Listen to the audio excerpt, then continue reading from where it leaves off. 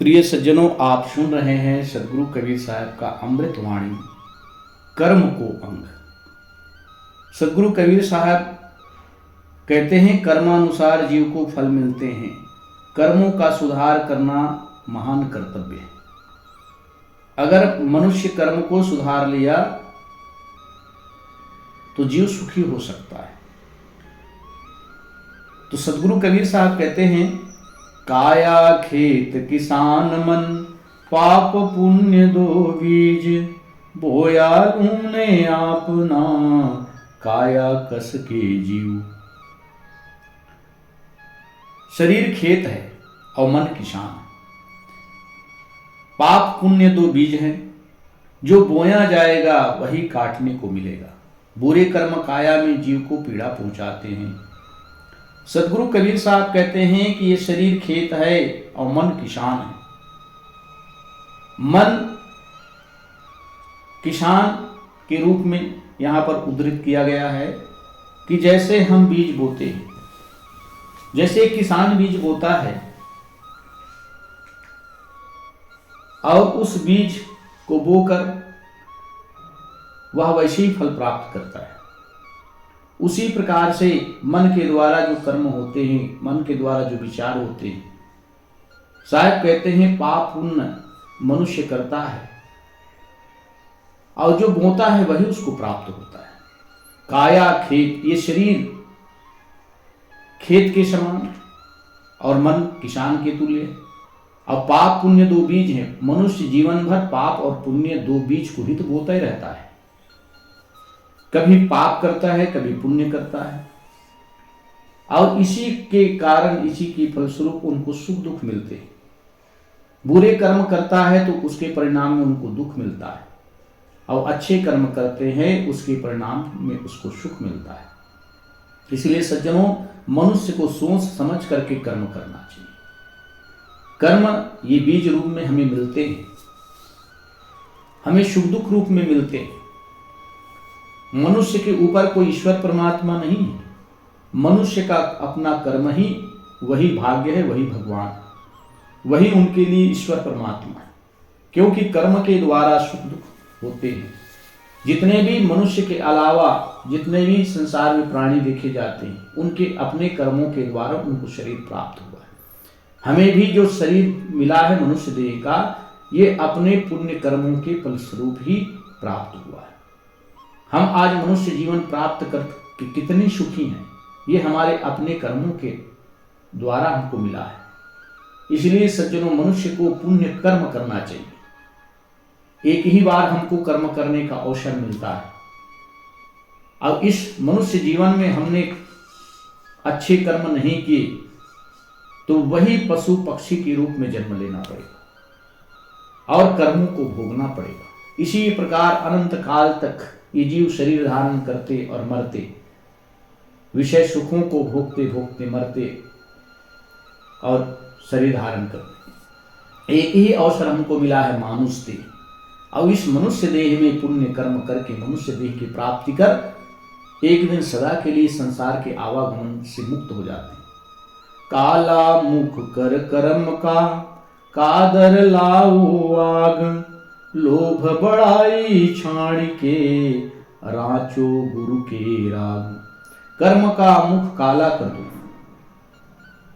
कर्म का मुख काला कर देने का मतलब है बुरे कर्म का त्याग कर दो, आदर सम्मान में आग लगाकर जला डालो।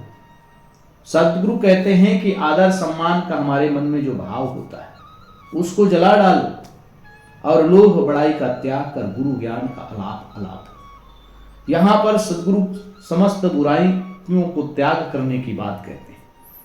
साहब कहते हैं कि कर्म का मुख काला करो, अर्थात जो बुरे कर्म है उसके मुख को काला कर, अर्थात उसको अपने मन से हटा दो। अपने मन में किसी भी प्रकार से जो है बुरे कर्म का ख्याल मत रखो, बुरे कर्म का विचार मत रखो। यहां तक कि सदगुरु कहते हैं कि किसी के यहां जाए तो आदर सम्मान को भी आग लगाकर जला दो।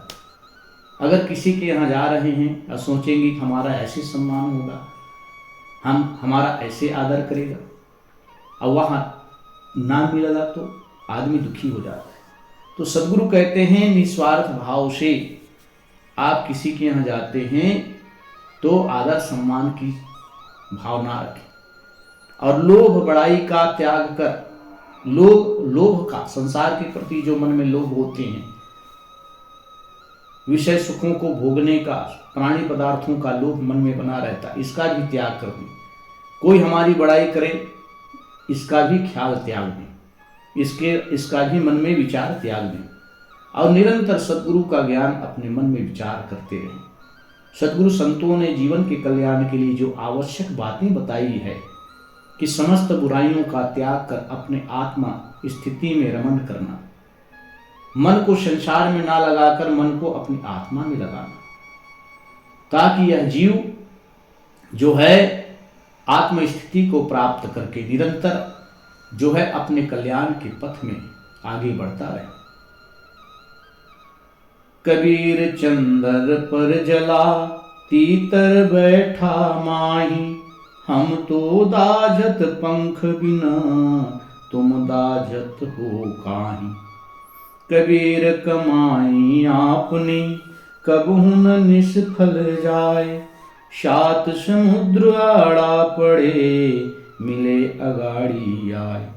जलते हुए चंदन के पेड़ पर एक तीतर आकर बैठ गया।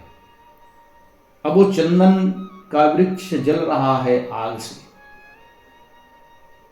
और उसमें एक तीतर आकर बैठ गया और वह भी जलने लगा। पेड़ कहता है हम तो इसलिए जलते हैं कि हमारे पंख नहीं हैं, उड़ नहीं सकते, कहीं हम भाग नहीं सकते, कहीं हम दूर जा नहीं सकते। तुम पंख वाले होकर भी क्यों मेरे साथ जलते हो?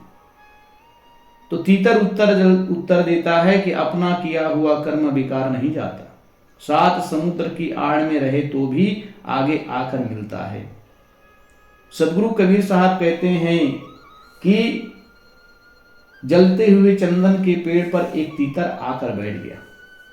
मति भ्रम हो गई, मति में भ्रम हो गया, क्योंकि कर्मों का फल ही तो ये जीव को सद्गति और दुर्गति प्रदान करता है। इसलिए मन ऐसा बन गया कि चंदन का वृक्ष जल रहा है, उसमें एक तीतर आकर बैठ गया। तो चंदन का वृक्ष कहता है अरे तीतर, मेरे तो पंख नहीं है, मैं तो उड़ नहीं सकता, इसलिए मैं जल रहा हूं, लेकिन तेरे पंख हैं, तू इस जलते हुए मेरे इस वृक्ष में क्यों बैठ गया? तू तो उड़ सकता है। तब तीतर जवाब दे रहा है, यह चंदन का वृक्ष, ये मेरे अपने कर्मों के द्वारा फल मिल रहा है कि अपना किया हुआ कर्म कहीं बेकार नहीं जाता है, कहीं खाली नहीं जाता है। चाहे सात समुद्र की आड़ में रहें तो भी कर्मों का फल मिलेगा ही। इसलिए सज्जनों, हम चाहे सोचते हैं कि हम बहुत पुण्य कर्म कर रहे हैं, लेकिन जीवन में दुख ही दुख मिलता है। हम लोगों से प्रेम करते हैं, लेकिन लोग हमसे घृणा करते हैं। लेकिन अपने कर्मों से कभी डिगे ना, चाहे लोग प्रेम करें या ना करें। हमारे अंदर ये भाव ही नहीं आना चाहिए। हम सत्कर्म कर रहे हैं तो लोग हमें प्रशंसा करें, हमारी मान बढ़ाई करें, हमें हर प्रकार से सम्मान करें, ये तो संभव नहीं।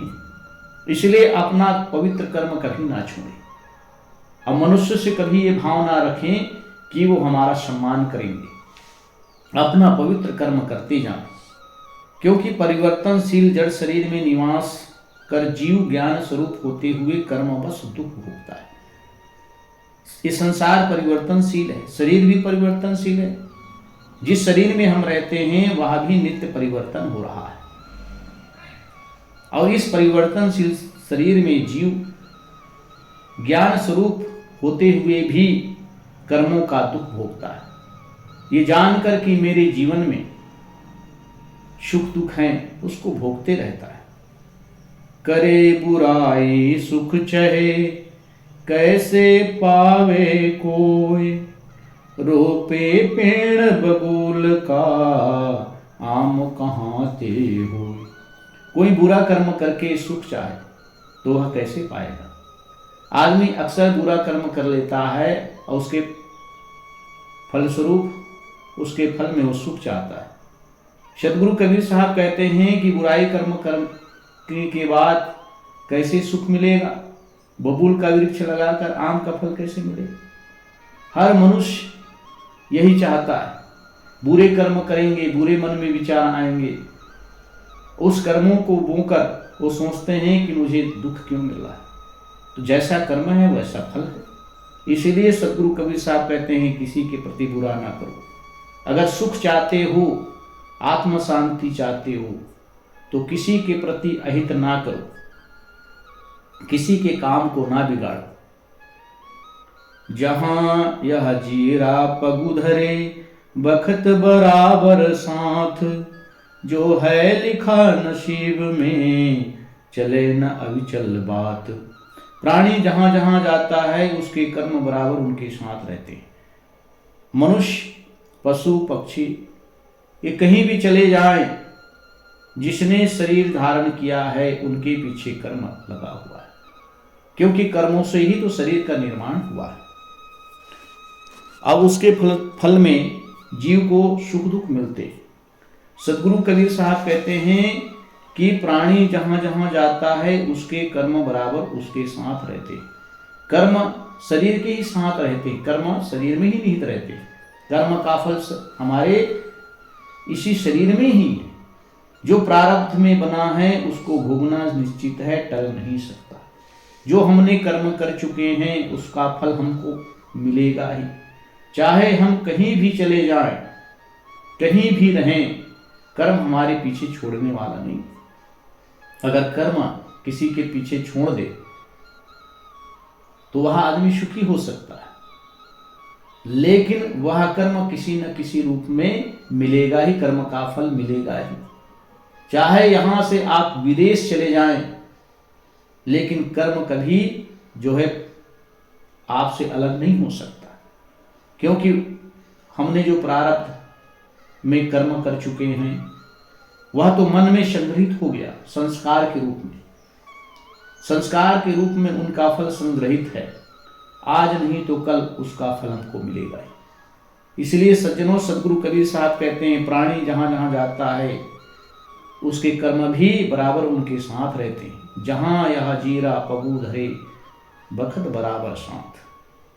जो है लिखा नसीब में, हमने जो प्रारब्ध में लिख दिया है, हमने प्रारब्ध में बना दिया है, हमने प्रारब्ध में जो कर्म कर चुके हैं उसको भोगना निश्चित है, चले न अविचल बात। उसको भोगना पड़ेगा ही, टल नहीं सकता।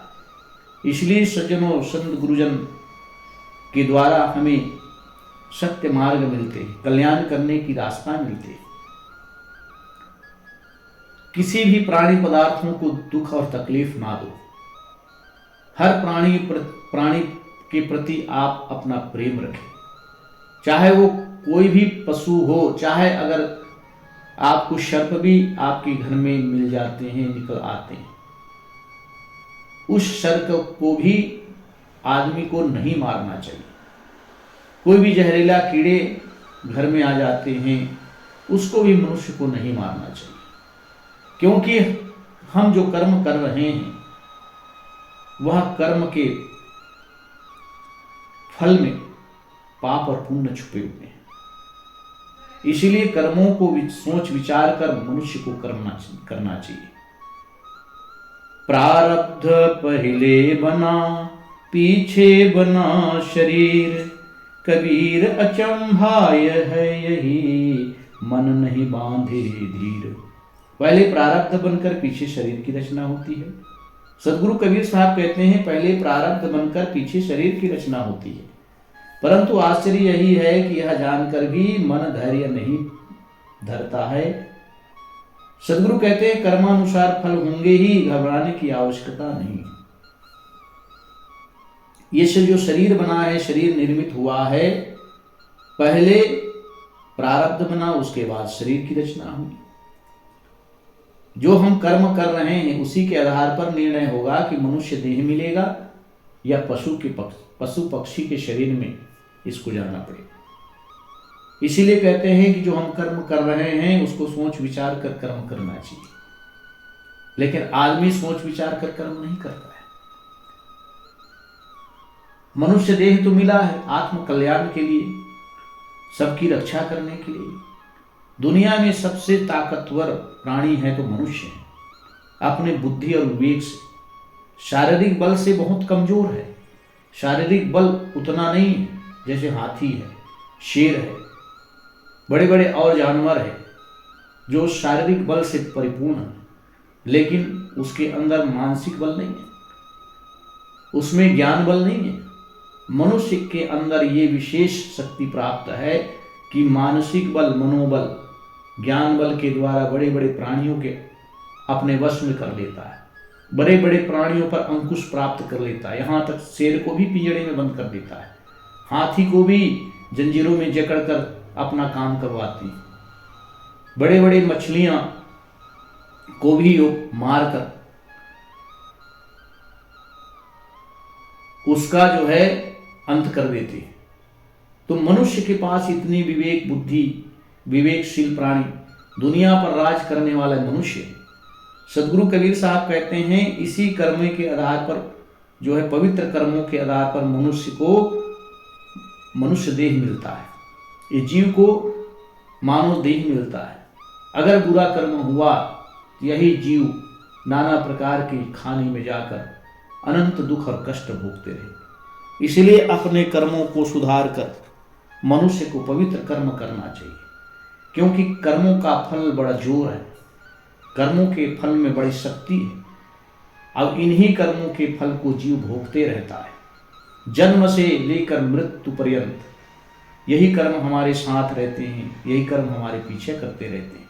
इसलिए सज्जनों, अपने जीवन में विचार कर देखें कि आप क्या कर्म कर रहे हैं।